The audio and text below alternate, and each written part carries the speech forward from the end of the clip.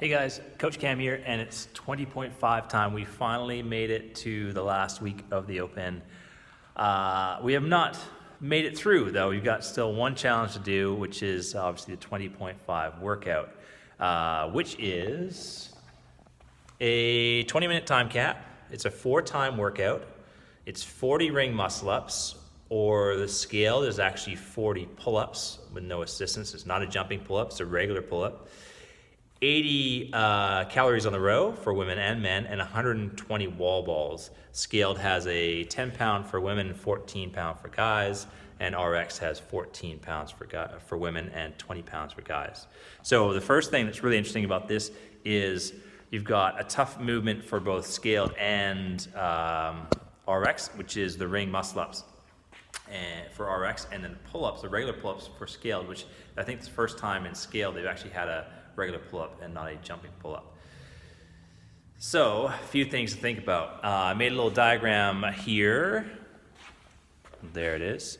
And it's basically your main decision on how this workout's going to go, or your main strategy about how this workout's going to go, is determining whether or not you're going to get some muscle-ups or some pull-ups. If you are not, so we're going to follow this line over here, if you're not going to get any ring muscle-ups or pull-ups, like you know for sure, then basically what it is a wall ball and row race, okay? And what I mean by that is, on both the scaled and the RX score sheet, there's a tie break time after all the row calories and all the wall balls are done. So what that does is, for everybody who's doesn't have ring muscle-ups, doesn't have pull-ups, they still get an incredibly hard workout, which is those 80 calories of rowing and 120 wall balls.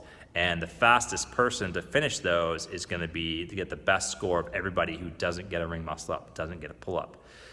So in that case, what you're going to look at doing probably is breaking up into some rounds. So if you do 8 rounds of 10 calories rowing and 15 wall balls, that gives you your 80 reps of wall balls and your 120 reps of 80 calories of row and 120 reps of wall ball. Now, with this, the key thing really is to make sure, if you're going to do this, you have to work on your transitions. As we see in this whole Open, transitions are really important. If you're slow between the movements, doing rounds like that is not going to be great, because you're going to have 5 seconds between the movements. That's going to add up really, really quickly. So the reason why I chose 10 and 15 is that it's a nice balance between the two. And for most people, 15 wall balls in a row is kind of a pivot point before getting too fatigued. If you're a little bit better at wall balls, by all means, you can do more wall balls, you can do more calories of rowing, and that's going to, if you do, say, 6 rounds and you kind of work out the math on that, then obviously you've got less transitions to worry about, and you get a faster overall time, generally speaking, okay?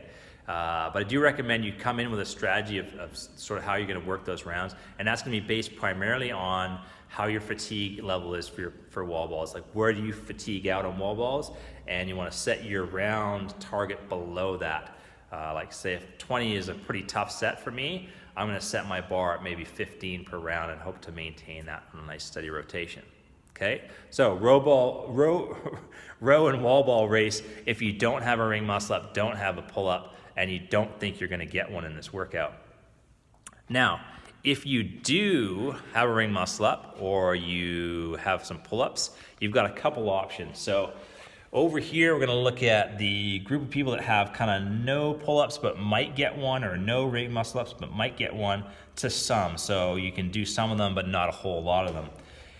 Your best bet here is to try and get as many reps of this harder skill in the first 4 to 5 minutes of that 20-minute time cap. The reason why I say that is because it's a hard skill, so you want to be doing it fresh, so right at the beginning of the workout. And if you get any pull-ups, if you get any ring muscle-ups, and you finish the row and wall balls, you're going to beat everybody who didn't get any ring muscle-ups, didn't get any pull-ups. So you're better off saying take 4 or 5 minutes, trying to hit some of those reps, get as many as you can under your belt, especially if they're really difficult for you. And then after about 5 minutes, you've really got to turn it on to the other stuff, because kind of what I'm looking at here in terms of time frame is, if we look at the row calories here, you've got 80 calories. So it's going to be 4 minutes at 20 calories per minute. So 20 calories per minute is a pretty tough effort on row, okay, especially inside of a workout. So most people are going to be more like between 14 and 16 calories per minute. So that's going to take you 5 to 6 minutes of total time to do that row, not counting transitions. So smaller people obviously taking a little bit longer, doing more that 13 to 14 calories a minute. Bigger people obviously higher. If you're really big and really strong, obviously 20 calories is a doable thing, but for most of us, it's going to be in that lower range. So you're thinking 5 to 6 minutes for your row. Wall balls, for most people, are going to be 7 to 9 minutes for that. So what we end up with is best case scenario of 11 minutes for the row and wall balls if you're going real fast, and worst case scenario 15 minutes. That's why I say you want to have 5 minutes max to get your pull-up and ring muscle up attempts in to try and get some reps, and then transfer over to your row and wall balls to give yourself enough time to actually finish those off. When you get into those row and wall balls, you're going to look at doing just rounds, probably rounds of 10 and 15, just like I suggested before, when you're just doing that wall ball and row race, and adjust a little bit based on your specific ability as well. So if you do have lots of ring muscle ups, and I mean by lots of ring muscle ups, lots of pull ups, so you can do at least maybe, 8 to 10 in a row, then what I would say is you take a look at doing some rounds of the full series. So if we do 8 rounds of 5 muscle ups or 5 pull ups, 10 calories on the row, and 15 wall balls, that gives us the whole total of reps. So if you're around about 10 pull-ups, 5 pull-ups per round is actually definitely a sustainable amount to do each round. Same thing, if you're around 10 ring muscle-ups, you've got an opportunity to kind of, 5 isn't such a bad deal.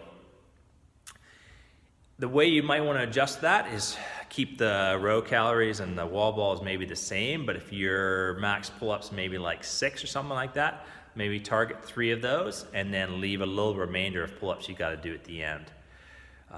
So those are basically my ideas around pacing this workout. It's a really interesting one. I really like this format because even if you don't have a ring muscle up, don't have a pull-up, you can have a smashing workout, like full on, like full gas workout, and basically race those wall balls and pull-ups.